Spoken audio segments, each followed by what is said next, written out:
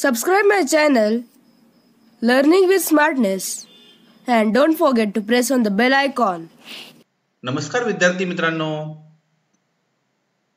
Scholarship परीक्षा इयत्ता चौथी विषय गणित आणि या गणितातील आज आपण भौमितिक आकृत्या या घटकाविषयी माहिती पाहूया. तर भौमितिक आकार कोन म्हणजे काय? तर जेव्हा दोन रेषा किंवा किरण एका सामायिक बिंदूवर एकत्र येतात तेव्हा तयार होणाऱ्या दोन किरणांमधील मापाला कोन असे म्हणतात. कोन असे म्हणतात.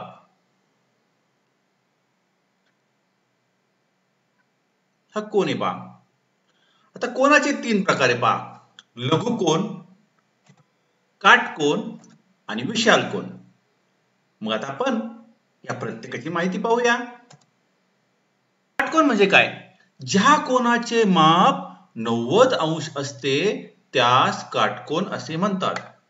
आता हा जो कोन आहे पहा, हे माप 90 अंशाचं आहे म्हणून हा कोन काटकोन आहे. तर लघुकोन म्हणजे काय? ज्या कोनाचे माप 90 अंशापेक्षा कमी असते त्यास लघुकोन असे म्हणतात. लघुकोन म्हणतात. आता हा जो कोन आहे हा 90 पेक्षा कमी आहे.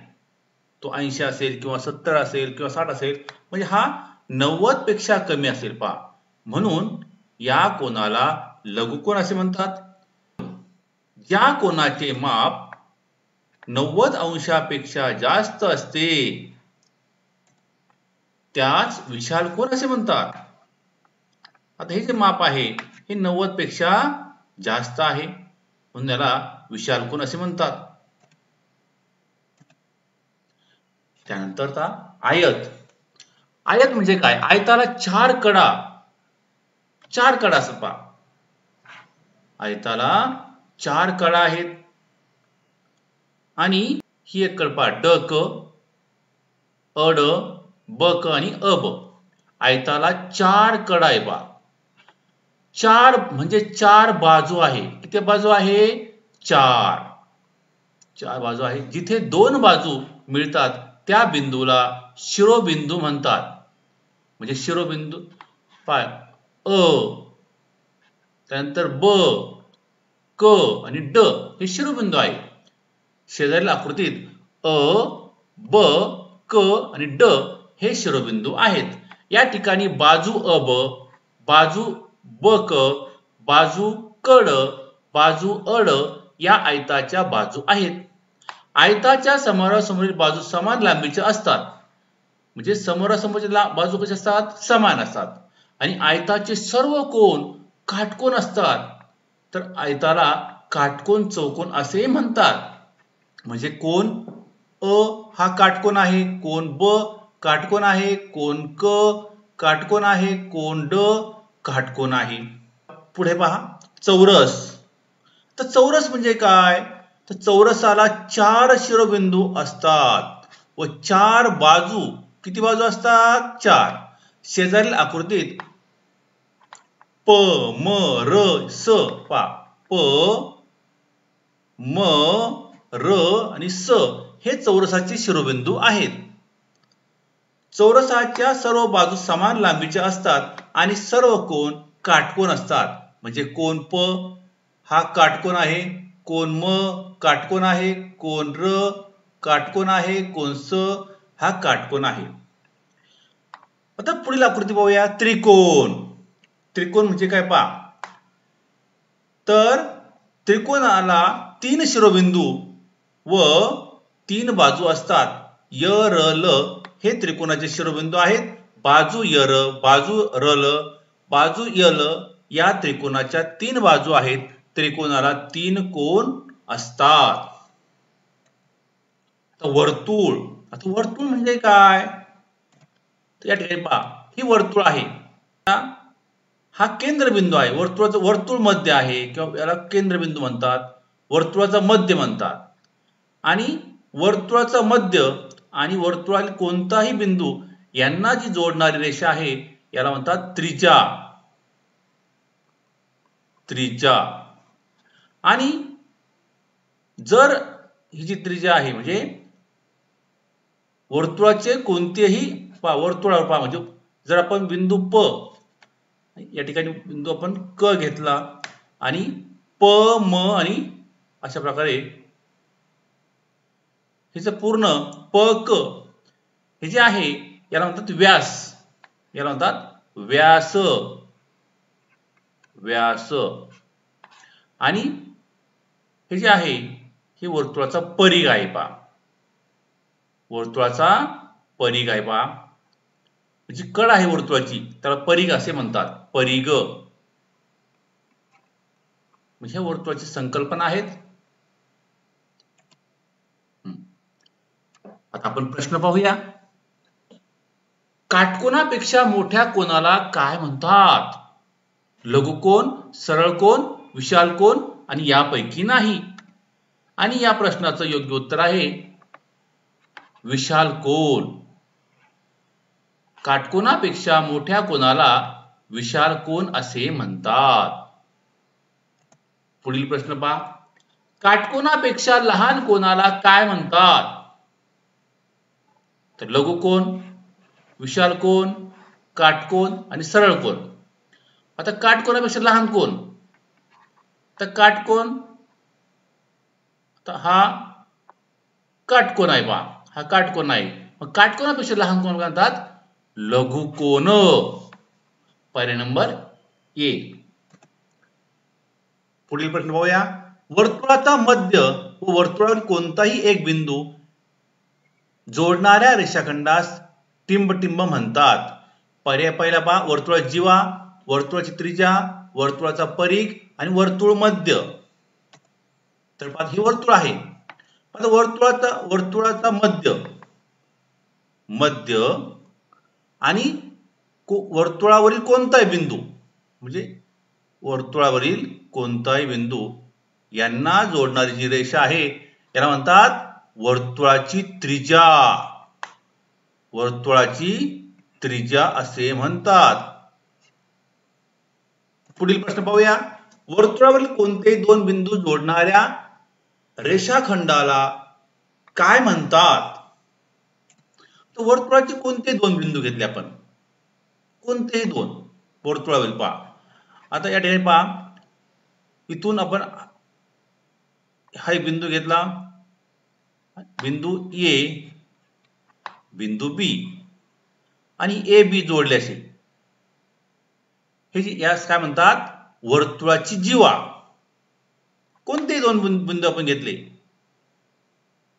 कोणतेही दोन बिंदू घ्या, याला वर्तुळाची जीवा म्हणतात. आणि जर ही जीवा सर्वात मोठी जीवा म्हणजे वर्तुळाचा व्यास असतो पहा. सर्वात मोठी जीवा वर्तुळाचा व्यास असतो. पुढील प्रश्न पाहूया. वर्तुळावरील दोन बिंदूंना जोडणाऱ्या व वर्तुळ केंद्रातून जाणाऱ्या रेषाखंडाला काय म्हणतात? तर पाहता काय सांगितलं पहा. वर्तुळावरील दोन बिंदूंना जोडणाऱ्या, पण असं कोणते दोन बिंदू पहा की ते वर्तुळावरील दोन बिंदूंना जोडणाऱ्या व वर्तुळ केंद्रातून जाणाऱ्या रेषाखंडाला, म्हणजे ती रेषाखंड कुठून गेली पाहिजे? या मध्यातून गेली पाहिजे. तर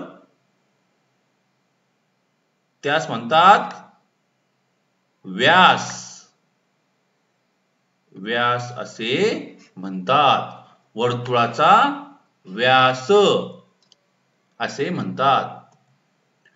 आता आकृती निरीक्षण करून वर्तुळ केंद्र पाहता. टिंबटिंब हा बिंदू आहे, म्हणजे आता याचं वर्तुळ केंद्र कोणतं आहे पाहता. म्हणजे या आकृतीमध्ये वर्तुळ केंद्र कोणतं आहे? तर वर्तुळ यामध्ये बिंदू म हा या आकृतीचा वर्तुळाचा केंद्र आहे. बिंदू म. आकृती निरीक्षण करून वर्तुळाची त्रिज्या टिंबटिंब आहे. त्रिज्या कोणती आहे मध्ये पहा. या ठिकाणी पाहता त्रिज्या कोणती पहा. म आणि य आहे. य आणि म आहे का? पर्याय पहा. नाही. म र नाही. रे क आणि ख. क ख त्रिज्या आहे का? नाही. म्हणजे क ख नाही. म आणि प आहे पा. म प म्हणजे आहे, म्हणजे ही त्रिज्या आहे पा.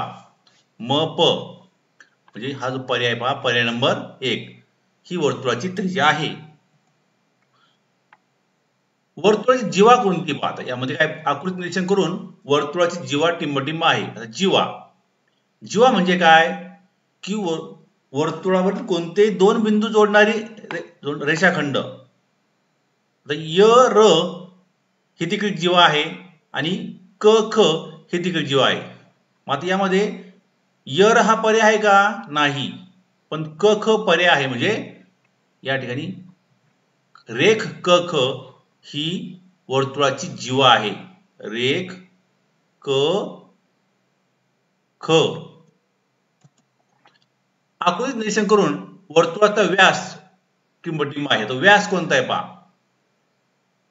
य आणि र बिंदू य पासून, कारण य र हा जो रेषाखंड आहे हा वर्तुळ मध्यातून गेलाय पहा, केंद्रातून गेलेला आहे, म बिंदूतून गेलेला आहे.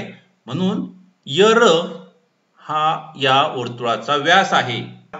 त्रिकोणाला किती शिरोबिंदू व किती बाजू असतात? तर त्रिकोणाला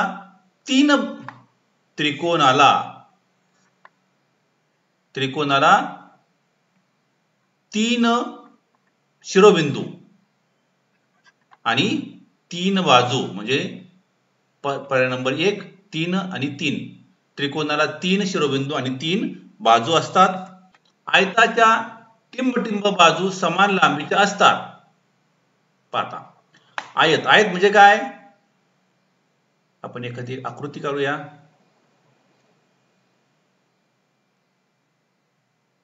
पाहता ए बी सी आणि डी. पहा समोरासमोरच्या बाजू समान असतात. सर्व बाजू समान नसतात. तर फक्त या ठिकाणी बाजू ए बी, बाजू डी सी आणि बाजू ए डी आणि बाजू बी सी ह्या समान आहे. म्हणजे समोरासमोरच्या बाजू समान लांबीच्या असतात. आयताला टिंबटिंब असेही म्हणतात. आयताला काटकोन चौकोन म्हणतात. पहा काटकोन चौकोन काय म्हणतात? आयताला काटकोन चौकोन असे म्हणतात. 3 वाजता घड्याळातील काट्यामधील कोन कोणता असतो? 3 वाजता. आता 3 वाजता, मग 3 वाजता कोणता कोन आहे? पहा तास काटा 3 वाजतो आणि मिनिट काटा 12 वर आहे. म्हणजे या ठिकाणी कोणता कोन तयार होतो? काटकोन. काटकोन म्हणजे काय? 90 अंशाचा. पर्याय नंबर सी. जमिनीशी केलेल्या विजेच्या खांबाचा कोन कोणता असतो? पहा जमिनीशी केलेल्या विजेच्या खांबाचा कोन कोणता असतो? पर्याय 1 लघुकोन, पर्याय 2 काटकोन, विशाल कोन आणि सरळ कोन. पाहता हा विजेचा खांब आहे आणि जमिनीशी कोणता कोन पहा. तर कोणता कोन असणार आहे पहा? हा आहे काटकोन. हा कोणता कोन आहे? काटकोन. म्हणजे किती? 90 अंशाचा काटकोन असतो पहा. जमिनीशी केलेल्या विजेच्या खांबाचा कोन कोणता असतो पहा?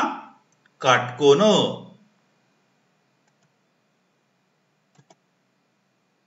वर्तुळाच्या मधोमध असलेल्या बिंदूला काय म्हणतात? वर्तुळाची त्रिज्या,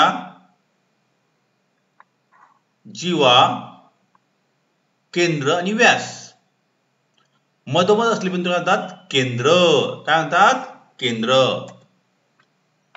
म्हणजे पहा हा केंद्र आहे. पहा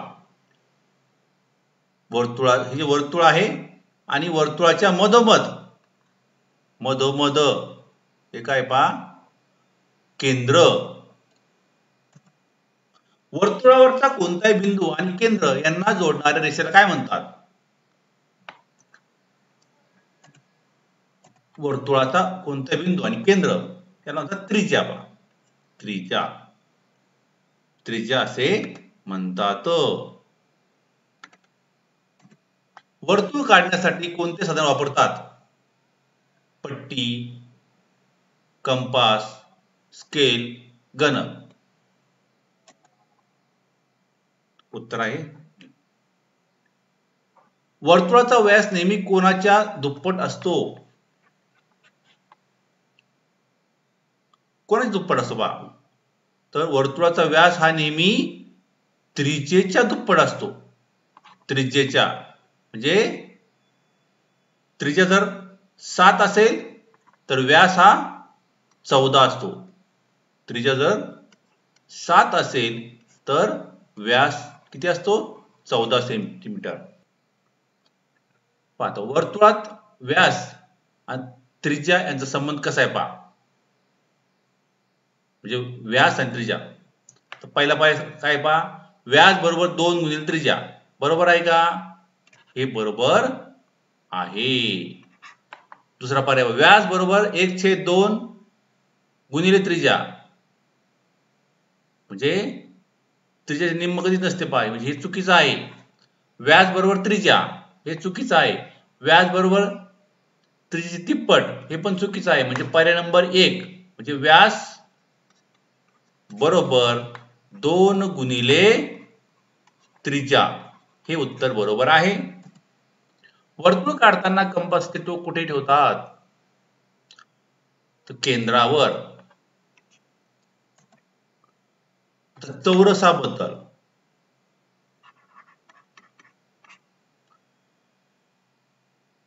चौरसाबद्दल अयोग्य विधान निवडा. चौरसाच्या सर्व बाजू समान असतात. हे पण विधान बरोबर आहे पहा. चौरसाचा प्रत्येक कोन काटकोन असतो. हे विधान बरोबर आहे. चौरसाला 4 शिरोबिंदू आहे. हे देखील विधान बरोबर आहे. प्रत्येक आयताकृती आकार चौरसाकृती असते नाही. प्रत्येक आयताकृती आकार हा चौरस असे नाही पहा, म्हणजे चुकीचं आहे. पर्याय नंबर 4 हे चुकीचं आहे पहा. अशाच प्रकारच्या व्हिडिओसाठी चॅनल सबस्क्राईब करा आणि स्कॉलरशिप परीक्षा अभ्यास आणि इयत्ता 1ली-10वीच्या अभ्यासासाठी learningwithsmartness.in या वेबसाईटला नियमित भेट द्या. धन्यवाद. पुढील व्हिडिओ लवकरच.